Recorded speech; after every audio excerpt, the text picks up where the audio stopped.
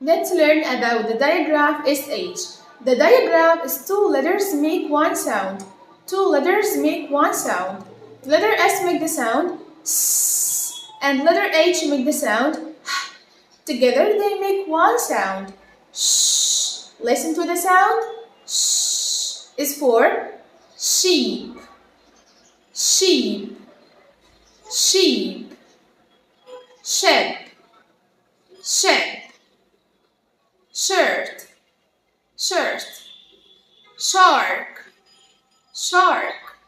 SH make the sound sh for fish, fish, dish, dish, trash, trash, brush, brush.